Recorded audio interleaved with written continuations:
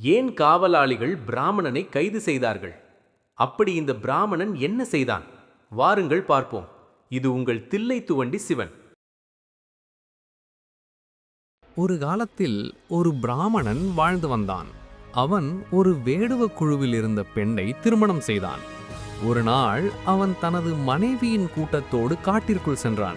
அவர்கள் புதையல் தோண்டிக் கொண்டிருந்த போது திடீரென்று யானைகள் வந்தது. அதை பார்த்தவுடன் எல்லோரும் பயந்து ஓடினர்.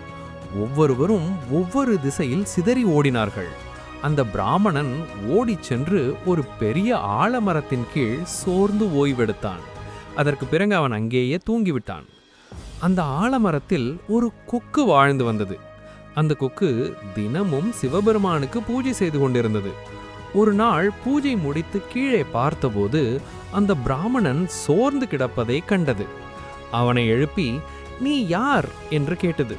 அவன் தனது கலையெல்லாம் சொல்லினான். "நான் பிராமணன், வேடுவ பெண்ணை திருமணம் செய்தேன், யானைகள் துரத்தினதால் இங்கே வந்தேன்" என்று சொன்னான். அதை கேட்ட கொக்கு அவனை பார்த்து இரக்கம் கொண்டது. பாவம் என்று நினைத்து சிவபெருமானுக்கு செய்த பூஜையிலிருந்து பிரசாதத்தை அவனுக்கு கொடுத்தது. அவன் அதை சாப்பிட்டான். பிறகு அந்த கொக்கு சொன்னது, "எனக்கு ஒரு நண்பன் இருக்கிறான், ஒரு நல்ல அரசன். நீ அவனிடம் சென்று என் பெயரை சொல்லு, அவன் உனக்கு பொன், பொருள், ஆபரணங்கள் எல்லாம் தருவான்." அதை கேட்ட பிராமணன் அரசனை சந்திக்கச் சென்றான். அவன் எல்லாவற்றையும் அரசனிடம் சொன்னான். அரசனும் மகிழ்ந்து அவனுக்கு நிறைய செல்வங்களை கொடுத்தான். பிறகு அவன் அந்த செல்வங்களுடன் திரும்பி வந்தான். ஆனால் வழியில் அவனுக்கு பசி, தாகம் அதிகமாக வந்தது. எங்கும் உணவு கிடைக்கவில்லை. அப்போது அவன் அந்த ஆலமரத்தை மீண்டும் அடைந்தான்.